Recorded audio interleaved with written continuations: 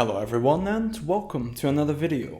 I thoroughly enjoy original Game Boy games, and while I'll be the first to admit that I didn't quite grow up with this console, I still have an affinity for it.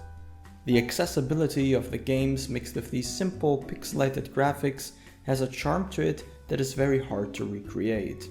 So on a calm day, I like to grab a handful of random games from my collection and just play them for a while, and my favorite way to play them is this. This is my modded Game Boy Advance with a custom shell and, most importantly, a backlit IPS panel. Neither the original Game Boy nor the Game Boy Color has a backlit screen. There was a Game Boy Light for a short while, but this was a Japanese exclusive. So the only commonly available Game Boy with a lit up screen is the GBA SP. Unless, of course, you get a third-party screen to replace the original. To play, simply insert the cartridge like any other one and switch the system on. Usually the image is stretched to fit the GBA's aspect ratio, but you can change it back to its original format by pressing the shoulder buttons. When playing original Game Boy games, the GBA functions similar to a Game Boy Color, so it will add coloration even to games that were originally just in black and white. You can even change the color palette on the startup screen with the D-pad, or turn the colors off entirely by pressing left and B. Unfortunately, you cannot make these changes during the gameplay. Now let's play some games. We will start with an absolute classic, Tetris. This was a launch title on the platform and one of the best-selling games of all time. Tetris is an iconic, genre-defining puzzle game that had a huge impact on popular culture due to its addicting nature and very easy-to-learn mechanics. Many people consider this version to be the purest form of Tetris, and I'm inclined to agree.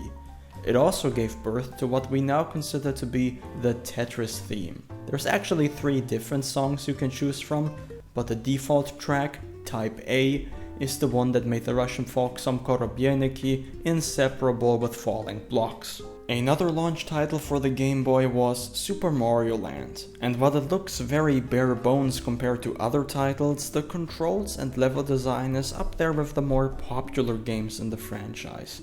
You can definitely tell that Super Mario Land came out before the 2D Mario series became streamlined with a distinct graphical style. This is why you will see all sorts of enemies and background images that are never seen again in the franchise. There are also some shoot 'em up sections, both in a plane and a submarine, which is a bit odd, but I enjoy them. All things considered, Super Mario Land is a nice little time capsule that is still a lot of fun to play. One of my favorite titles on the Game Boy, also a launch title by the way, is Alleyway, which is basically a Breakout clone. You throw the ball against the bricks and catch it on its way back. The game starts slow but gets increasingly more difficult, with blocks changing their position or your paddle becoming shorter over time. It is easy to just get lost in a trance and watch the ball move up and down, which makes it a perfect game to unwind for a few minutes, and I like to play it almost every time I pick up a Game Boy. So there you have it, the, in my opinion, best way to play original Game Boy cartridges, with a heavy emphasis on cartridges. If we are talking emulation, the possibilities are practically endless. Every modern system has the capability to emulate original Game Boy or Game Boy Color titles, but the Game Boy Advance was the last official Nintendo system to support this significant part of gaming history directly. Thankfully, there are some third-party devices that are also compatible with Game Boy cartridges, which I will tackle in a future video. If you liked this showcase, please make sure to check out my previous video about the Game Boy Advance. And if you would like to share your opinion in the comments below, I'd love to hear it. But for now, that's it on my part. Thank you very much for watching, and of course, have a wonderful day.